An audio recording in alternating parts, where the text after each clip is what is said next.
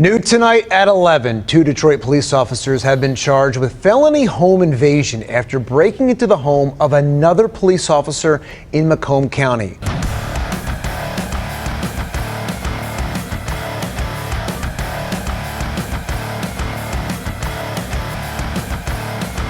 Welcome, everyone. I am Leroy Truth for Leroy Truth Investigations, and recording the police in the course of their daily duty shall hold the light of transparency to them and to their criminal acts and keep us free.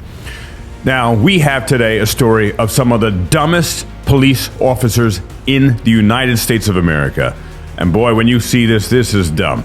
And by the way, many of my subscribers may ask, or many of my viewers may ask, Leroy, why are you not wearing a suit?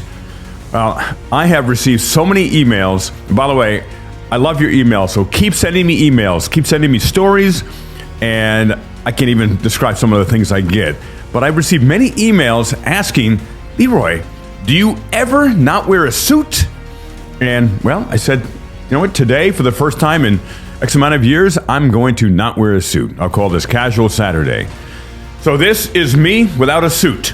Now, getting right to the story here. Dumb cops. 3 women were charged in Roseville, Michigan. Home invasion of a Detroit police officer, with 2 of the suspects also being cops. Bottom line, ladies and gentlemen, you would think, since cops are in the professional field of dealing with criminals, that they would also make the best criminals. But ain't not the case, because many of these cops, they can't be hired if they're too smart. And let's get right to the video here. This is a clown show.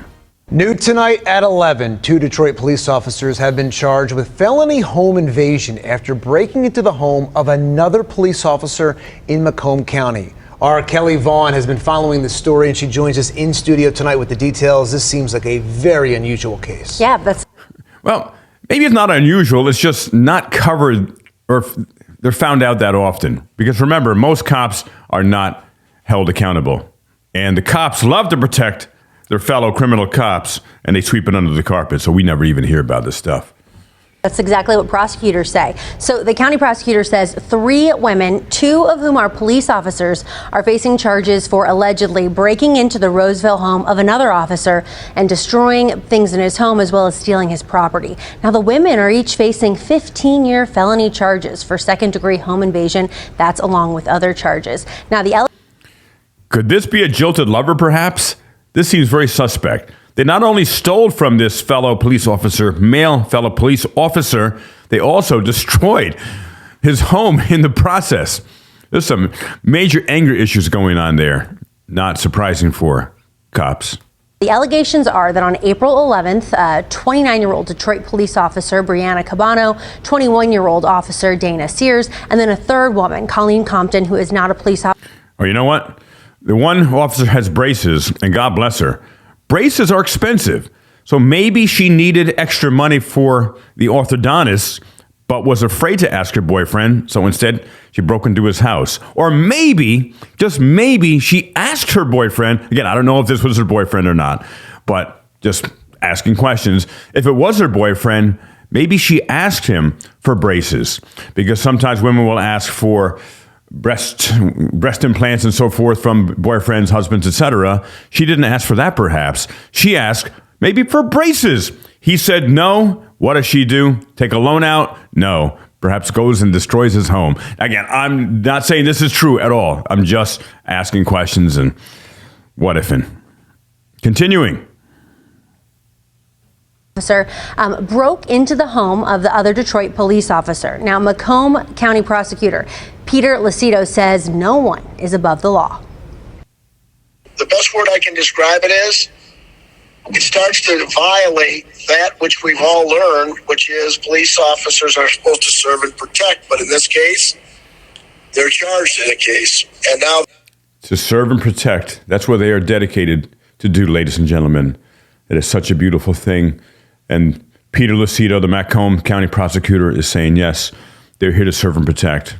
So I put my hand over my heart in honor of that. And they served and protect the shit out of this other fellow officer. Got to tell you that. Now they have to deal with their own internal, which is the Detroit Police Department. Now, we did reach out to the Detroit Police Department, and they told us in a statement that the officers are currently suspended with pay, but the chief has recommended that they be suspended without pay. Oh my God. Which one of us can attack the home, invade the home of a coworker and destroy their house, steal stuff, and then be given a paid vacation? This blatantly shows one of the many things that is freaking wrong with police culture.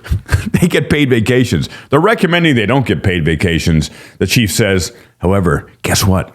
There's someone who's even more powerful than the chief. You know who that is? The police unions. Police may be saying this, and he's saying this for the cameras, he or she, and yeah, they should be not paid while they await trial and so forth.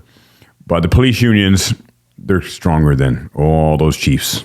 So even if they get fired, they'll probably get their jobs back with a promotion. Following these criminal charges. Now, all three women are scheduled to be in court Wednesday, June 14th for their first preliminary hearing. Kelly, do we know by any means why these police officers did this? No, not yet. That information wasn't revealed by the prosecutors, and police aren't talking about that yet at this point, but that's something we'll learn more in the probable cause hearing when they present that information to the judge, and then he decides if they have enough to move forward, enough evidence to move forward, or they can decide to throw out the case. So we'll be learning more details then. All right, Kelly, thank you so much for that report tonight. All right, well, I'm going to keep you up to date. I'm going to follow this story for you all, and I'm going to see what happens. Do they throw out the case? Oh, it was just a mistake. We thought we were going into someone else's house that we didn't know, but we accidentally got the wrong address, which, as you know, there are many SWAT raids and police warrants on the wrong address. So who knows? I'll read some more details of this case for you. Now, this is CBS Detroit. This comes to us from CBS Detroit. 3 women were charged in a Roseville home invasion of a Detroit police officer, with 2 of the suspects also being officers. So they recruited a non-officer to help them. According to the Macomb County Prosecutor's Office, Colleen Compton, 29, as well as the Detroit Police Department officers Brianna, Cabano, and Dayna Sears, ages 29 and 21, are charged with second-degree home invasion, malicious destruction of property between $1,000 and $20,000. That's quite a range there. And larceny in a building. Cabano is also charged with home invasion second-degree conspiracy, while Sears is charged with accessory after the fact to a felony. Each woman received a $5,000 personal bond and a paid vacation. Where are they going, Johnny? They're going to Disney World.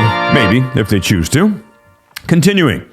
Prosecutors say Cabano, Compton, and Sears forced their way into the victim's home on April 11th, destroying it and stealing his property. As prosecutors, it is our duty, hand on heart again, to hold all individuals accountable for their actions, regardless of their profession or position of authority. Well, that would be a new one. The crime of home invasion is a serious offense, and the fact that the defendants in this case are police officers only amplifies the severity of their actions. We will pursue justice with the utmost integrity and impartiality, ensuring that the law is upheld and justice is served for the victims of this crime, said Macomb County Prosecutor of highest integrity, Peter Lucido, in a press release. God bless America and God bless Peter Lucido. A preliminary exam for all 3 women is scheduled for June 14th. The best word I can describe it is, it starts to violate that which we've all learned, which is police officers are supposed to serve and protect. Yeah, right. I got a bridge to sell you, too, if you believe that one. But in this case, they're charged in the case. And now they have to deal with the internal, which is the Detroit Police Department. I can't even say it. It's so laughable.